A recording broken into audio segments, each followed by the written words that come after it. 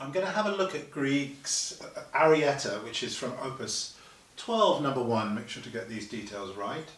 It's a charming little piece in E flat major, which doesn't really have an end. It feels like it's starting again and kind of stops. So it's a whimsical piece. It's also, let me play a little bit of it so you know what I'm talking about.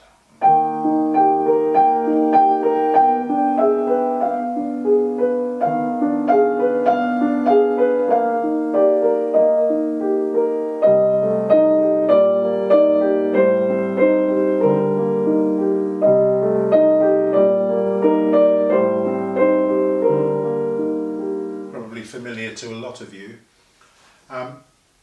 It's very familiar also in terms of its layering.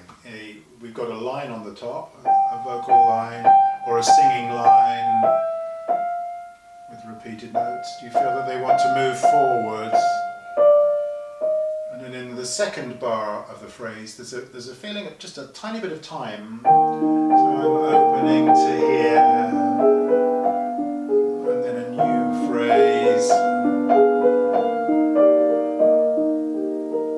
So what we've got there, the texture is very familiar to us from the Romantic period.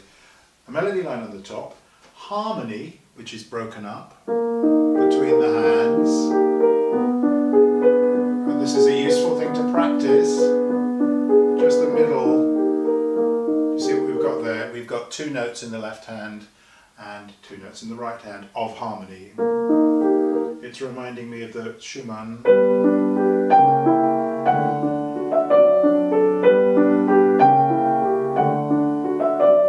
Same sort of texture. Fairly light bass line. In this instance, only just 1 note. So if I were to play, let's say, my melody line against my bass line, new bass note. Now the bass note starts to move. Bar 5, parallel, and a repeat with a little decoration. So one tiny little change at the end of the bar there. Here's the variation.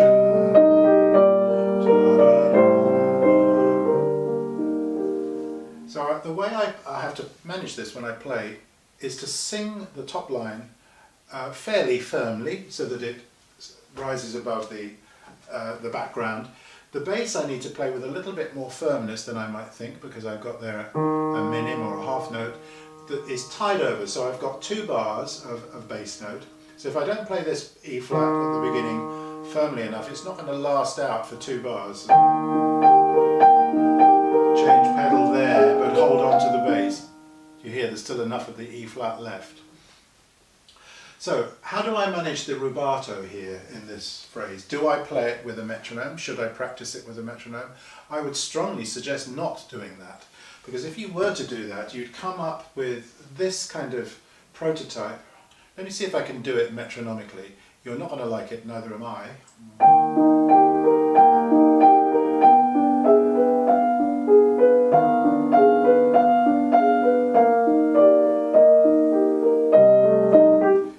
Have any flexibility at all. Now, of course, the movement forward and movement backward, the ebb and the flow, sometimes known as rubato, it's just natural to all music, but particularly here. I feel with these repeated G's, do you feel forward and then a little bit backwards there, maybe a breath, and then again,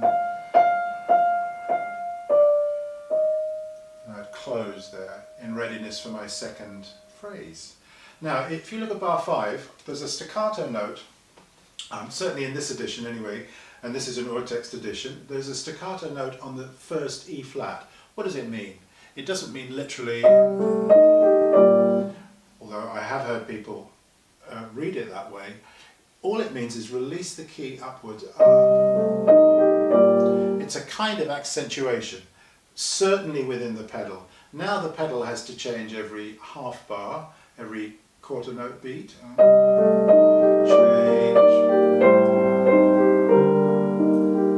Now if we look at the left hand moves in quarters in the bass, but in sixteenths or semiquavers in the tenor. So important when you play your E flat here in the right hand to let go of the left hand A. So that's why a certain amount of practice without the pedal,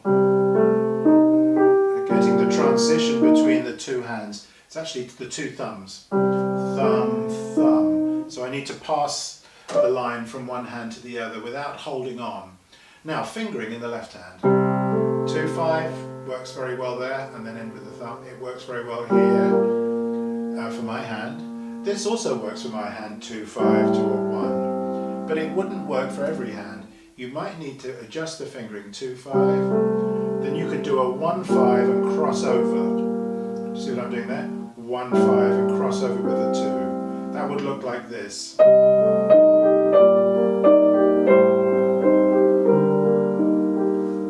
So rather than struggle with that stretch, try it with a pivot over the thumb. 5 and 1, pivot over to a 2. And catch each of these notes, each of these harmonies in one pedal. Now again there, you've got a slur between the 5 E flat and the D. Do you play it with the fourth finger on the D? Let's see. I don't like the stretch that gives my hand, so I would rather slide off from the E flat to the D. Had you noticed that black keys tend to have little bevels on the end here? I'm sure that's to enable us to slide off them from the black key to the white key. It's a very lovely thing to feel. It feels really good. So you could practice a little bit, a scale, or make a little exercise where you slide from pinky to pinky, and while you're at it, try it the other way. 5 to 5, sort of Pink Panther style. So I would slide here from 5 to 5.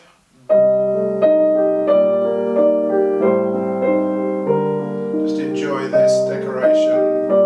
You might do that answering phrase from bars 7 and 8 softer, if you wanted to feel like an echo, stronger, a little lighter, more reflective. What would it feel like the other way around? Supposing I played bar 5 and 6 softer. And then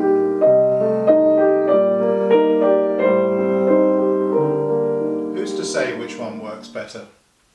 I have a preference for the first one, and I'd want to take a little time, I think, over the end of that phrase. But you could do it the other way around. This is the wonderful thing about music. Experiment, see what works for you. Let's move to bar 9. Now what we've got here is the left hand, or the underneath, kind of disappears. I don't know what that music means to you, what that statement means to you. It's a little bit like asking a question. It's very whimsical. Why would Grieg suddenly leave out the accompaniment?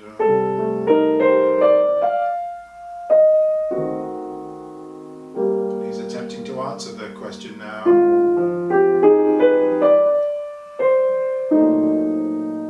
Does it answer it? I want to hear that. Ah, finally we get the resolution. We don't get the real resolution to there.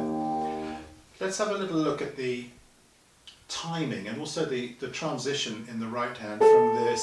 Now there I can cross over with my third finger.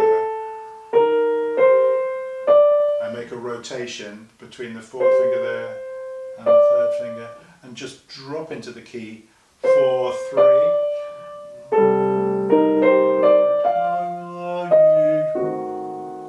And I'm being very expressive with the second beat of bar 9. If you look at it, if you play it in time, it goes for nothing. That doesn't express anything. So I need to linger. And because the accompaniment disappeared, if you think about this, a singer, the accompaniment disappears, the singer can sing freely at that moment. There's nothing to rein them in. So if I wanted to linger a little bit on that moment, I'd be entitled. Same with that one. Grieg's written a little kind of hairpin crescendo diminuendo, which invites us to take a little time. So if I were to subdivide those notes into sixteenths, into semiquavers, I might come up with this, which is not a bad way to practice it once or twice. Now let me imagine that when I play with the notation that Grieg gives us. See, I'm holding on to my middle note there. Hold longer.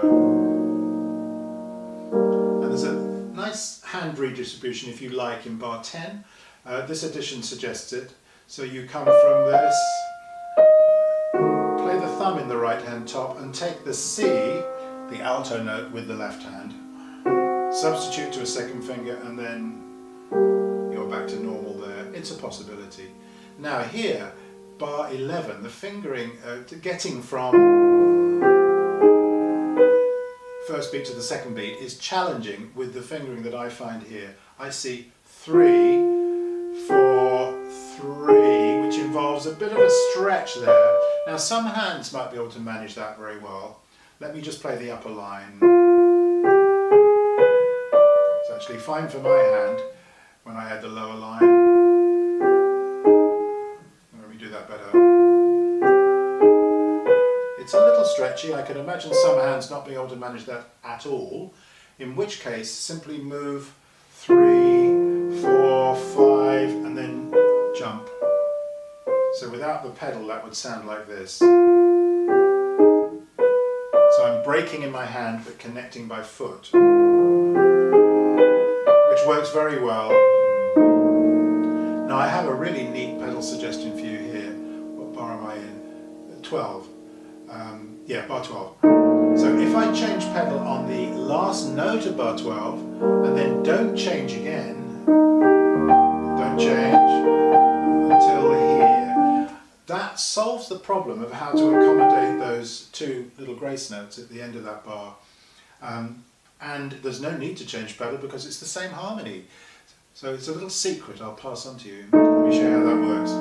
Change pedal here, don't change pedal, don't change pedal. Here, change, you'll need a separate change. Change again. Now, something rather lovely happens here. We get a D flat in the bass, which is sending us in the subdominant direction, key 4 area. So enjoy the bass line here.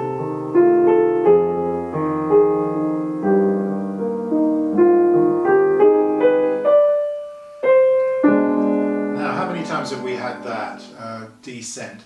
This time it's slightly different. It goes all the way to a D. Interrupted cadence, intercepted cadence, if you're in America. D chord 6, C minor, well it's a C minor chord, then he wraps it up.